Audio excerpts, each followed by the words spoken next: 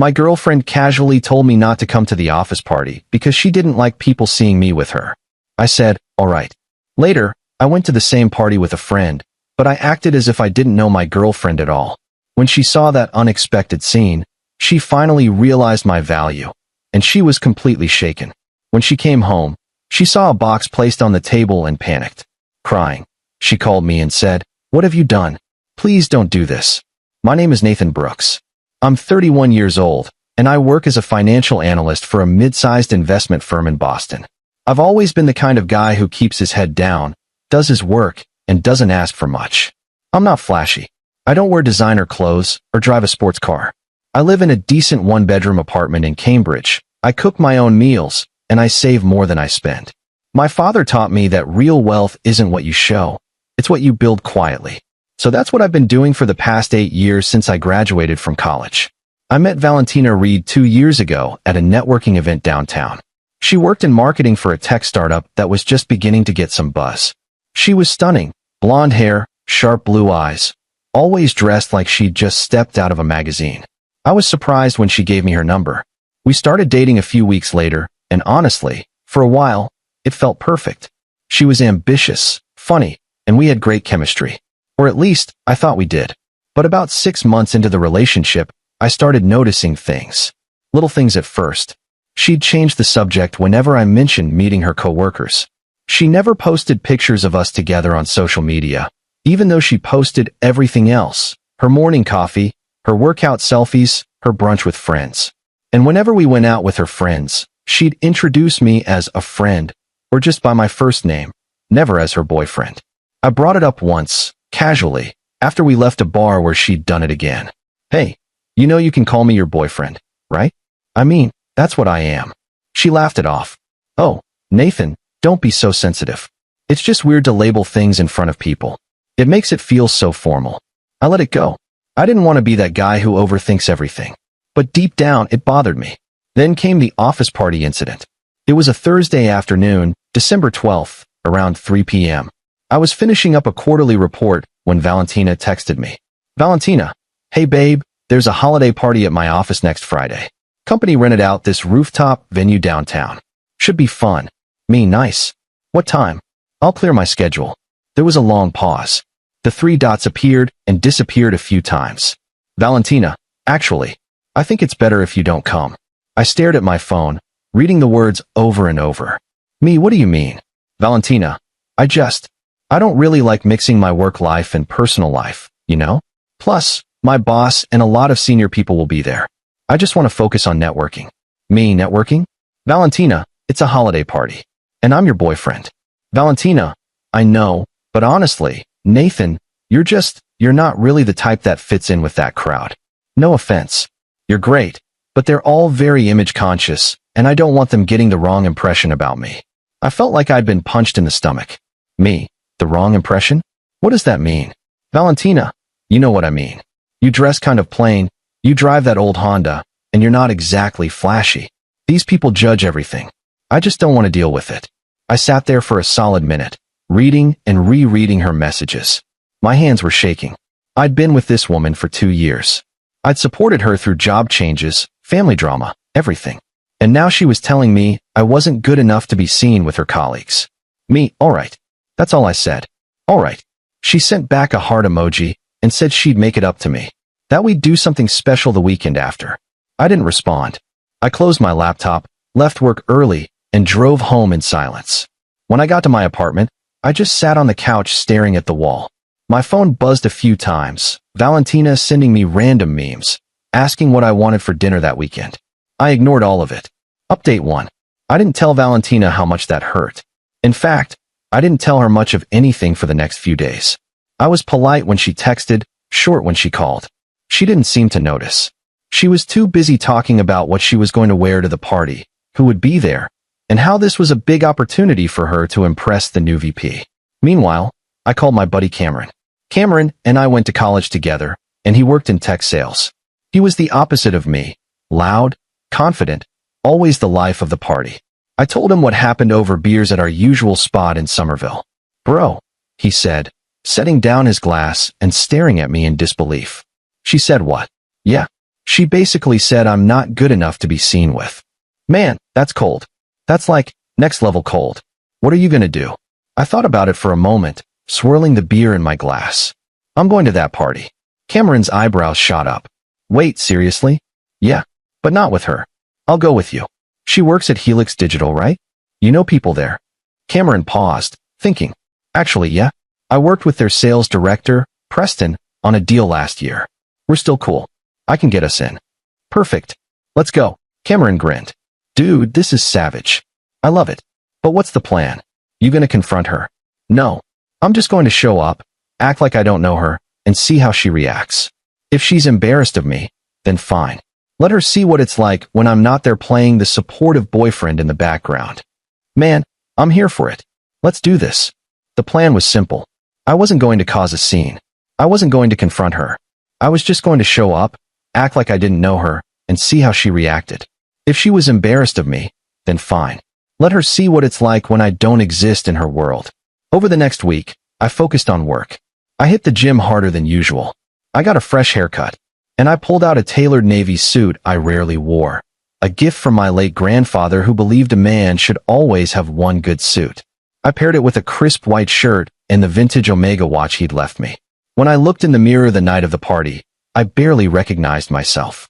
The party was on December 20th, 7 p.m., at a high-rise venue overlooking the harbor.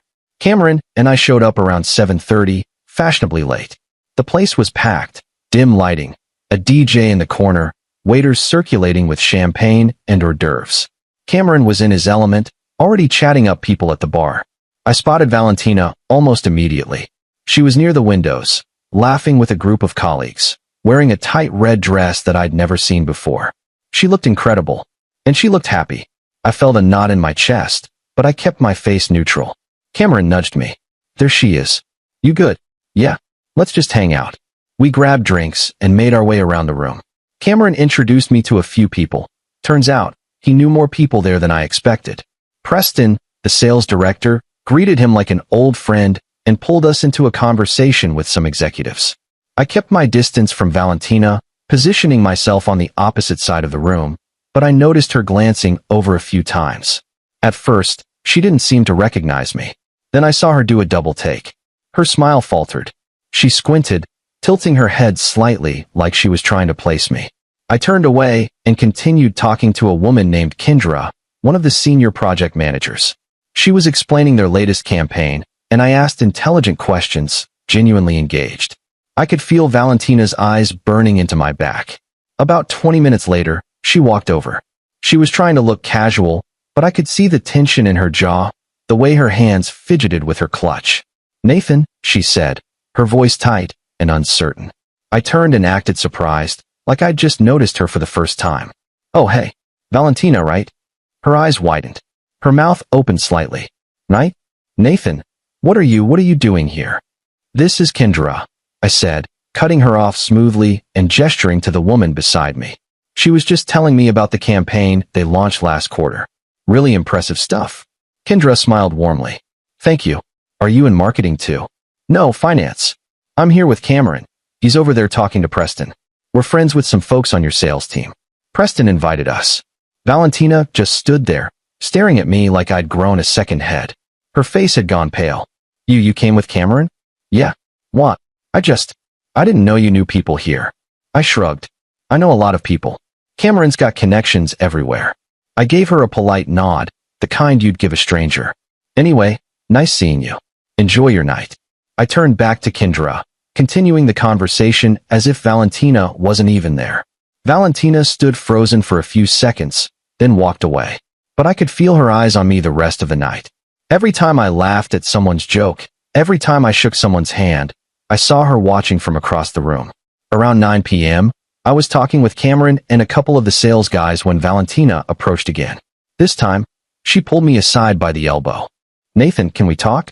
Outside. I'm kind of in the middle of a conversation, I said calmly. Please, just for a minute.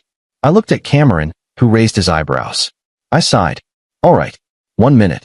We stepped out onto the balcony. The December air was freezing, and Valentina wrapped her arms around herself. What the hell is going on? She demanded, her voice shaking. Why are you here? Why are you acting like you don't know me? I'm not acting like anything. I'm just here with a friend. But you, I told you not to come. And I said all right. I didn't come with you. I came on my own. Nathan, this isn't funny. I'm not trying to be funny. She stared at me, her eyes filling with tears. Are you trying to embarrass me? That hit me. I looked at her, really looked at her, and felt something break inside. Embarrass you? I repeated quietly. Valentina, you told me not to come because you were embarrassed of me. You said I wasn't good enough for your colleagues, that I didn't fit in. So no, I'm not trying to embarrass you. I'm just living my life without worrying about whether I'm flashy enough for you. Her face crumpled. That's not. I didn't mean it like that. Yes, you did. Nathan, we're done talking. Enjoy your party. I walked back inside, leaving her on the balcony. Update 2. The party ended around 10 p.m. Cameron and I left together, and he was practically giddy. Dude, her face. She looked like she'd seen a ghost. That was legendary. I didn't say much. I just felt empty. When I got home around 11, I sat on my couch and stared at my phone. Valentina hadn't texted. She hadn't called. Nothing. I thought about everything she'd said. About how I wasn't flashy enough. About how she didn't want people getting the wrong impression. And I realized something. She didn't just think I wasn't good enough for her work friends. She thought I wasn't good enough, period. I went to my bedroom and pulled out a small cardboard box from the top shelf of my closet. Inside was a ring. A simple, elegant engagement ring with a small diamond that I'd bought 3 months ago from a jeweler in downtown Crossing. I'd been saving for over a year, putting aside money every paycheck. I'd planned to propose on Christmas Eve. I'd imagined the whole thing. Dinner at her favorite Italian restaurant in the North End, the ring hidden in my jacket pocket, getting down on one knee by the waterfront, the look on her face when I asked her to marry me. Now, looking at it under the dim light of my bedroom, I just felt foolish.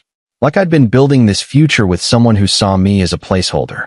Someone good enough to date in private, but not good enough to be proud of in public.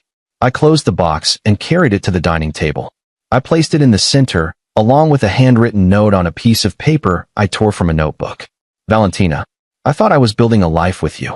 Turns out, I was just someone you didn't want to be seen with. I deserve better than that. I hope you find someone who's flashy enough for you. I'm done. Nathan. I read it twice, folded it, and left it next to the box. Then I packed a bag, clothes, toiletries, my laptop, and left. I stayed at Cameron's place in Alston that night. Around 1 a.m., my phone started ringing. Valentina. I didn't answer. It rang again. And again. Then the texts started pouring in. Valentina. Nathan, where are you? Valentina.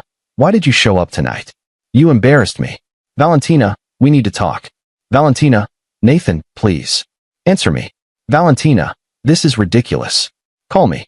I turned my phone off and went to sleep on Cameron's couch. Update 3. The next morning, December 21st, I woke up to 23 missed calls and a flood of messages. I scrolled through them, my stomach turning. The tone had shifted completely. The last few texts were different. Valentina, I just got home. I saw the box. Valentina.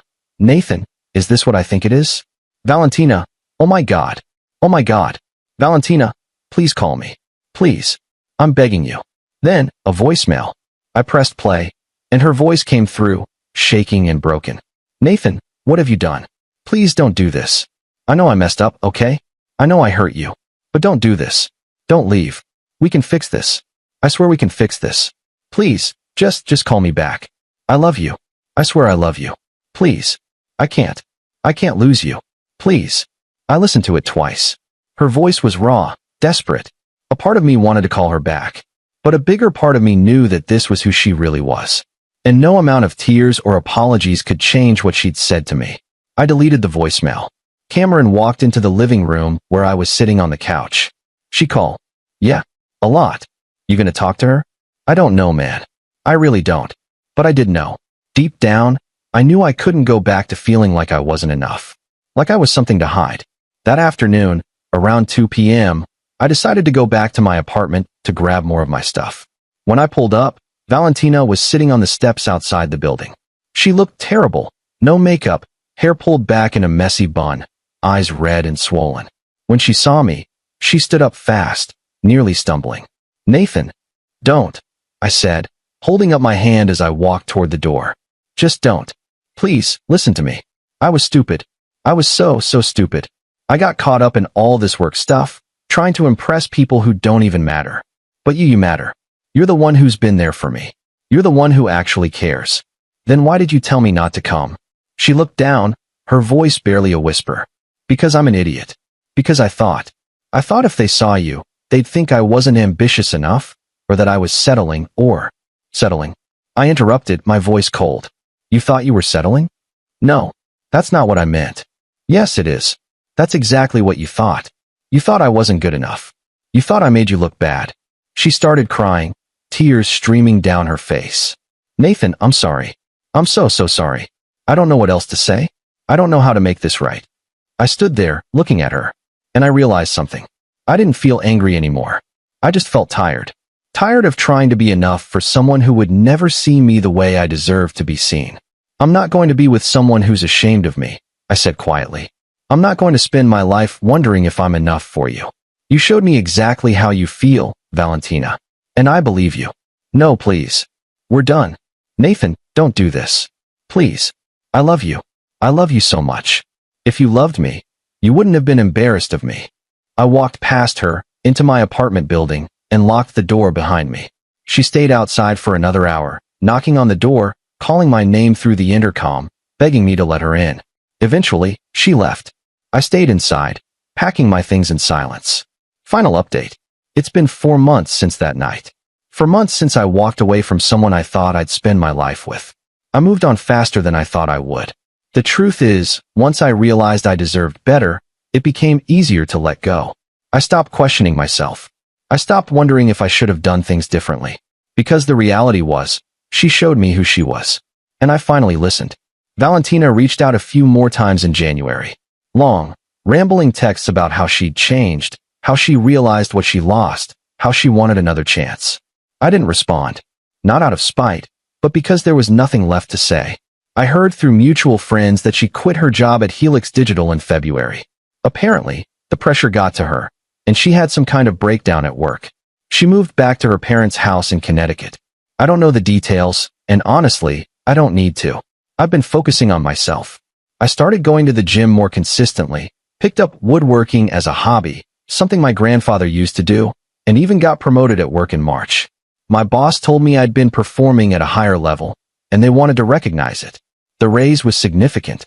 And a few weeks ago, I met someone new. Her name is Penelope. She's a 4th grade teacher, funny, kind, and completely unpretentious. We met at a coffee shop in Harvard Square when she accidentally spilled her latte on my shirt. She was mortified. I laughed it off, and we ended up talking for 2 hours. The first time I met her friends, she introduced me as her boyfriend with the biggest smile on her face. She didn't hesitate. She didn't look embarrassed. She was proud. That's when I knew I'd made the right choice. I don't regret walking away. I don't regret showing up to that party. And I definitely don't regret leaving that ring on the table. Because if someone can't see your value, they don't deserve to be in your life. I'm worth more than being someone's secret. In relationships, respect and genuine pride in your partner are fundamental. If someone is embarrassed to publicly acknowledge you or treats you like you're not good enough, that's a sign of deeper issues in how they value you as a person. Real love doesn't hide, it celebrates. Know your worth, set boundaries, and never settle for being someone's option when you deserve to be their priority. Self-respect isn't selfish, it's necessary. Surround yourself with people who are proud to have you in their lives, and never compromise your dignity for anyone who makes you feel less than you are.